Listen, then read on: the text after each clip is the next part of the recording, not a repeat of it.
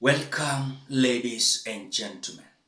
Thank you so much for your great support always. I usually don't take it for granted.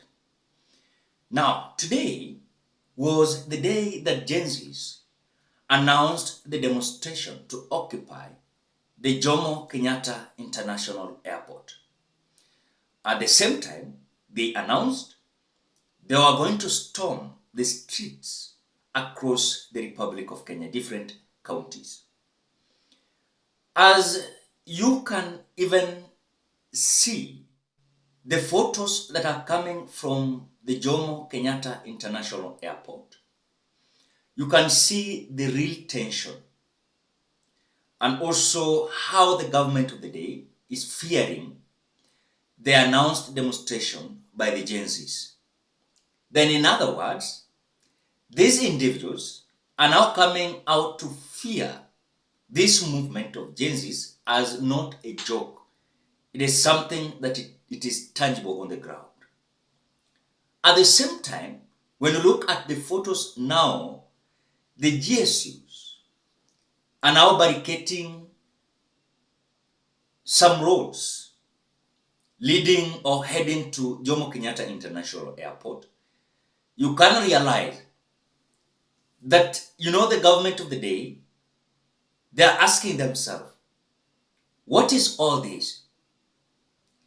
And something they are lacking is, of course, they don't understand what Kenyans are trying to tell them. Because when Kenyans are saying to occupy the Jomo Kenyatta International Airport, it is because of the story that came the other day that Kenyan government of William Samoei Ruto planned to lease the airport to Indian company called Adani.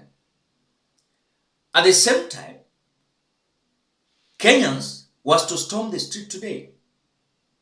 And when you look at the way the government is trembling, you can understand that the medicine of these corrupt individuals is just by doing this. Because imagine if today hatungekuwa na hii issue ya maandamano, these individuals wangekuwa wanafanya kile ambacho wanahitaji na kile ambacho wanataka. And that is why when you talk about corrupt, they are feeling like threatened. When you talk about incompetency in our various offices, you feel like they are being threatened.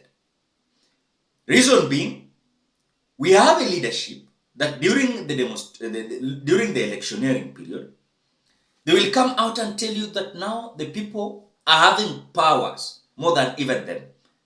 But immediately they took over, inaonekana ni kana kwamba hao ndio huwa wanatudonatia power. Not forgetting that it is us, Kenyans, who usually donate powers given to us by the Constitution of the Republic of Kenya to these leaders.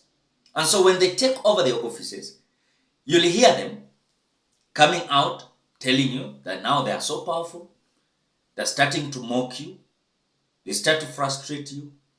Some during the demonstration, or rather some during the electioneering period, like William Ruto told us, that he was not going to accept his government to, of course, use the police force to undermine, mock and frustrate common mwananchi when they are having contrary opinion to his government. Whatever is happening now, it is a clear indication of a dying horse that even if he's releasing his last kick, is that the ground is hostile and the man has lost it big. At the same time, the man has listened to what Kenyans are saying, but to implement them is a big problem because the man thinks like is now everything in this Republic of Kenya, no matter what. So coming out to use the police officers to, of course, convey his delvage anger is just that the man has realized that he is no longer having powers that he was bragging about. It is the time that he is realizing The ground is hostile, but still he doesn't do what Kenyans wants him to do. And so I've seen many people asking, why is it that now the Gen Zs are still giving their notice of demonstration? It is not that these Gen Zs want to destroy their country. It is because some individuals occupying the public offices, they don't have any idea about the governance of the country. And that is why you will see them doing what they can do, legitimize themselves before the people, not knowing they are wasting a lot of time. And that is why the man William Ruto is being asked, if you think you are feeling like the Gen Zs are addressing some issues that are unconstitutional, then let him take the reinforcement and accuse or charge the Gen Zs. But if the Gen Zs are trying to give him a message that, look, this is not the trajectory we want our country to go to. But the man is insisting, no, this is the right trajectory. Let us just follow. Even if we are going to drop into several holes, William Ruto will just encourage you, let's go. But Kenyans, something that I've realized is, even these elected leaders like members of parliament, they're so threatened. Why? Because they lost that power that was donated to them by the people during the electioneering period. And so what they're doing is to show and brag that if it is not them, then who? Then it is them to dictate everything. Forgetting that in the Constitution of 2010, it has been outlined very clear that if these representatives ambao wamedonetiwa power, if they will fail, then it is the duty of the people of the Republic of Kenya to take their opportunity to take back their powers. And the man William Ruto said it very clear, that the power of the people is supreme. And now he's forgetting that the power of the people is supreme. And that is why William Ruto today will say about the Ford Foundation. Tomorrow he will talk about Illuminati. Tomorrow he will talk about the business community that is sponsoring the demonstration. But long last, he will realize that it is not about those organizations. It is about the people of the Republic of Kenya. But they are forgetting that. Why? Because they don't have the message clear. If already Kenyans are saying, we don't want corrupt leaders, what do you want to discuss with Kenyans in terms of dialogue?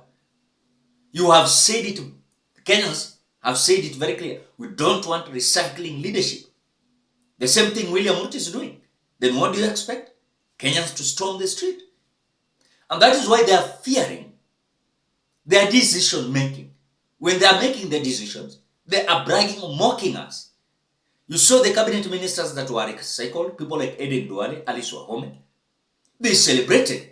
This was just simply mockery. Then when we say this, some people are feeling like, no, we are extreme. We are not extreme. If they're talking about enough is enough, then what about what the Gen Zs are saying, enough is enough?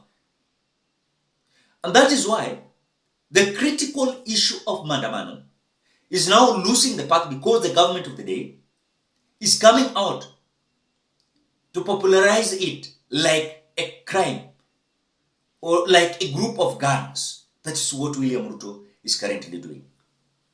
Because you cannot tell us that if the Gen Zs are coming out to demonstrate, it is a crime. Now you use the reinforcement against the Constitution of the Republic of Kenya. Wametapatapa, oh, they are banning the demonstration, oh, they are doing this, you know. But in real sense, they don't understand anything. Then I ask you a simple question. Why do you expect William Ruto to follow this Constitution? Yet he rejected it. He voted no. He voted against the Constitution. Then you expect him to say yes and support the outlined issues that were to be followed. So the man has already failed, and the man has seen the direction that Kenyans are taking is not appealing before his government. Ladies and gentlemen, what do you think? Drop your opinion at the comment section below. Otherwise, thank you so much because of your great support. Please consider subscribing, liking, commenting, and sharing this video. Bye bye till you meet in another video.